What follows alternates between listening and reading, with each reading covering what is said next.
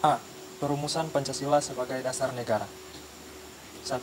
Pembentukan BPUPKI. Bangsa Indonesia mengalami sejarah yang panjang dalam melawan penjajah. Kita pernah mengalami penderitaan ketika dijajah oleh Belanda. Sejarah juga mencatat kekalahan Belanda oleh Jepang dalam Perang Asia Timur Raya menyebabkan bangsa Indonesia dijajah oleh Jepang. Ibarat pepatah, lepas dari mulut harimau, masuk ke mulut buaya, tepat kiranya untuk menggambarkan bagaimana kondisi penderitaan bangsa Indonesia saat itu. Penderitaan akibat pelaksanaan kebijakan tentara Jepang terhadap bangsa Indonesia yaitu sebagai berikut. A. Pelaksanaan kerja paksa. Hal ini menyebabkan banyak laki-laki Indonesia dikirim hingga ke Burma, Myanmar untuk melakukan pekerjaan pembangunan dan pekerjaan berat lainnya dalam kondisi yang buruk. Ribuan orang Indonesia meninggal dan hilang pada saat kejadian itu berlangsung. B. Pengambilan paksa. Saat itu, tentara Jepang mengambil makanan, pakaian, dan berbagai keperluan hidup lainnya secara paksa dari keluarga-keluarga di Indonesia, tanpa memberikan ganti rugi. C. Perbudakan paksa. Perempuan-perempuan Indonesia banyak dipekerjakan secara paksa oleh tentara Jepang. Selain itu, banyak menahan dan memperlakukan warga sipil di kamp-kamp tahanan dalam kondisi sangat buruk.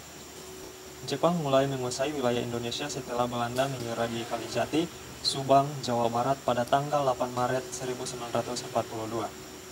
Kedatangan Jepang semula disangka baik oleh bangsa Indonesia. Banyak semboyan dikumandangkan oleh Jepang seperti Jepang Pelindung Asia, Jepang Pemimpin Asia, dan Jepang Cahaya Asia untuk menarik simpati bangsa kita. Kenyataannya, sejarah menunjukkan bahwa Jepang tidak berbeda dengan Belanda, yaitu meneruskan penjajahan atas bangsa Indonesia. Kemenangan Jepang di Asia tidak bertahan lama. Pihak sekutu, Inggris, Amerika Serikat, Belanda, melakukan serangan balasan. Satu persatu daerah yang dikuasai Jepang kembali ke tangan sekutu. Melihat hal itu, pada peringatan pembangunan Jawa Baroe, tanggal 1 Maret 1945, Jepang mengumandangkan pembentukan Dokuritsu Shunbi Kyosakai, Badan Penyelidik Usaha-Usaha Persiapan Kemerdekaan Indonesia, atau disingkat BPUPKI, untuk menyelidiki usaha-usaha persiapan kemerdekaan. Janji Jepang membentuk BPUPKI direalisasikan pada tanggal 29 April 1945 bersamaan dengan hari ulang tahun Kaisar Hirohito.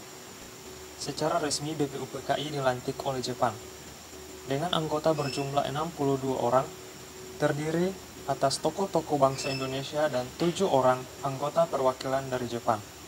Ketua BPUPKI adalah DRKRT Rajiman Wedeo-Diningrat, dengan 2 wakil ketua yaitu Ichibagase Yoshio dari Jepang dan RP Soeroso. BPUPKI mengadakan sidang sebanyak 2 kali sidang resmi dan 1 kali sidang tak resmi.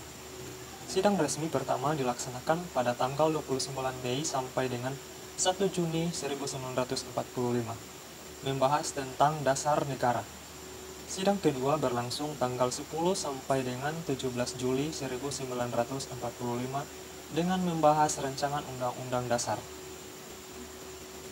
Pada pelaksanaan sidang tidak resmi hanya dihadiri oleh 38 orang. Kegiatan ini berlangsung di masa reses antara sidang pertama dan sidang kedua.